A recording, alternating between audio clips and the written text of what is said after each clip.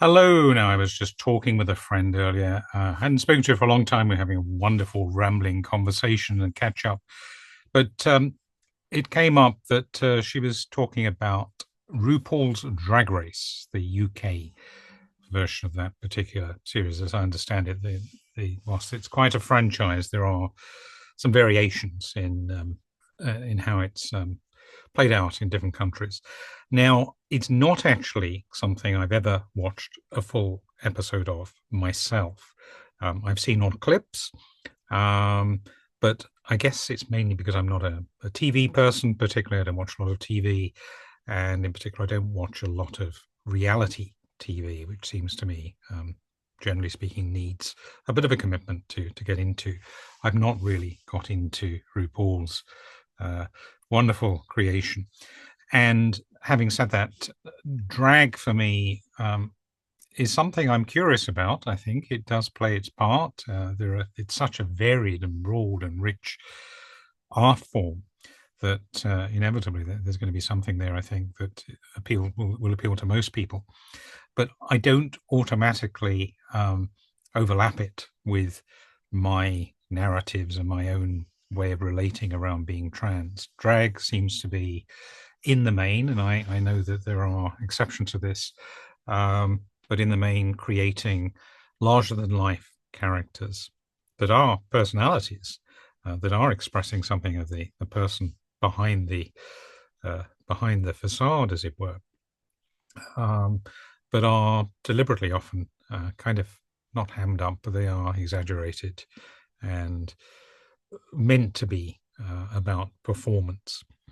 Now, I think it was actually RuPaul herself who said that we're born naked and the rest is drag, which is a wonderful comment that we could debate. And I think she's probably quite correct there, in the sense that we are always creating characters. But with my friend, I was curious to know, what is the appeal as someone who is not does not identify as LGBTQ plus, and yeah, is supportive of me for sure, but and others in our community or communities. But what is the appeal? And I've actually had the same conversation a while back with another friend who's also a big fan of the show. Uh, and a sort of common thread that I picked up from them, at least, is that we do learn a lot about the backgrounds of the individuals on the show, the participants. They talk about often the great difficulty they've been through, the bullying, the struggling with their sexuality, and other things, and have found drag a way of coming into a comfortable place with themselves, actually expressing themselves in a way that is empowering and is kind of taking control, um, feeling very assertive. And I commented on this. I again, not being a reality TV show person, I don't watch this one either very much, although I've seen the odd episode. Show called here in the UK, Strictly Come Dancing. What's it called elsewhere? I think Dancing with the Stars is its name in several other countries. Again, a big franchise, very, very popular with the general public, shall we say.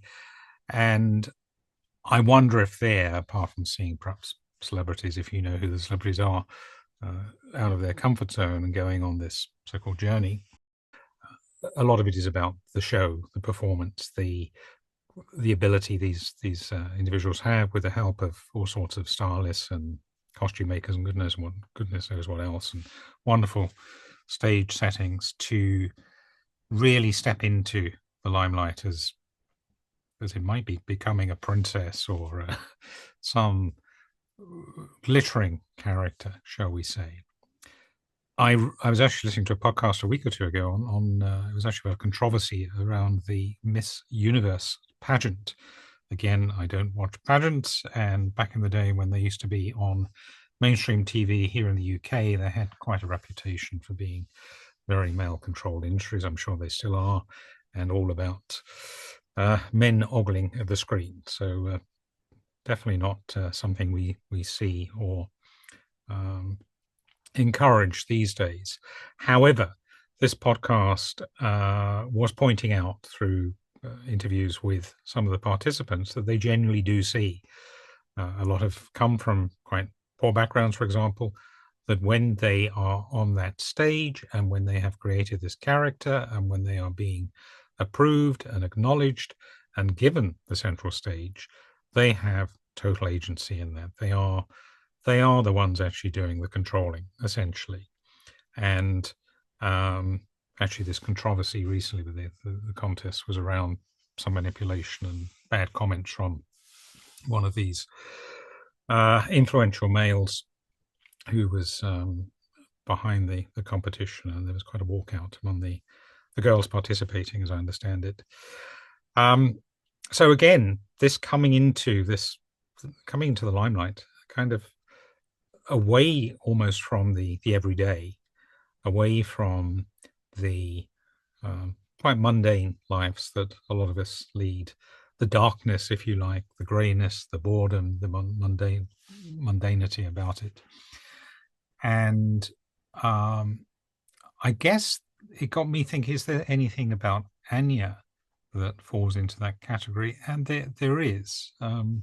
I do distinguish between my natural femme self and this character that, when the opportunities arise, which a few times a year usually when I go and visit Cindy at Boys Will Be Girls, that is an opportunity to really shine, and it's kind of a bit like those rare moments there might be in the year to put on the glam or whatever, even though that's not what normal life is like for most women.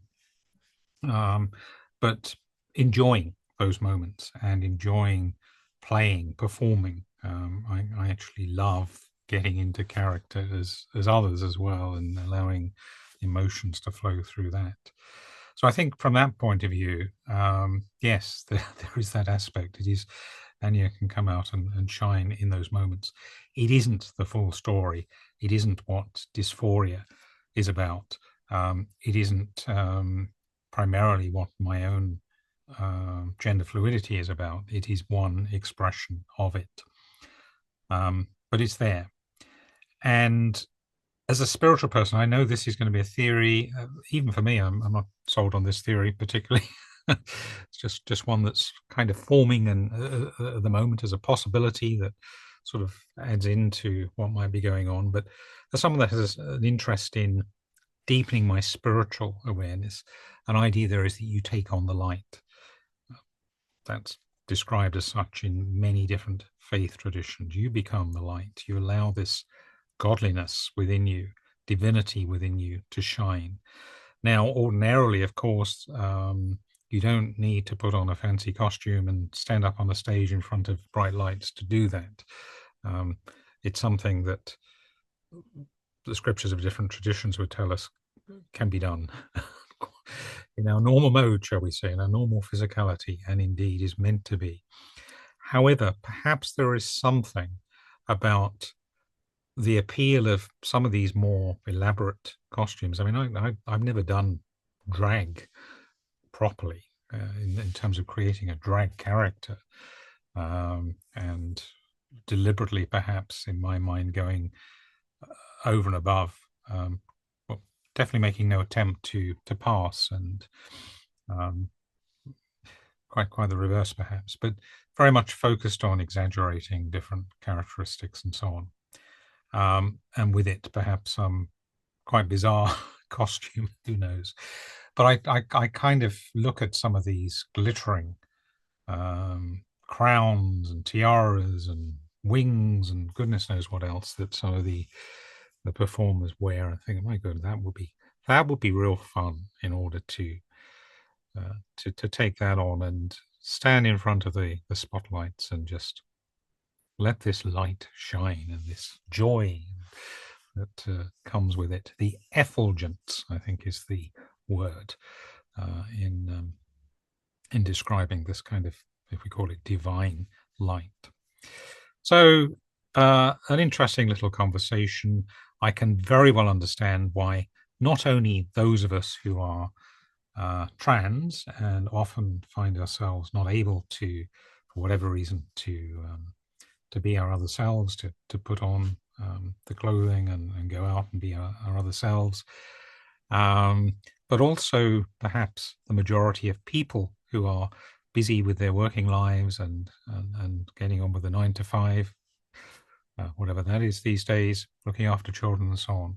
These kind of shows are ways perhaps that vicariously they can map onto and see themselves wearing that costume or being that dance partner or whatever it is.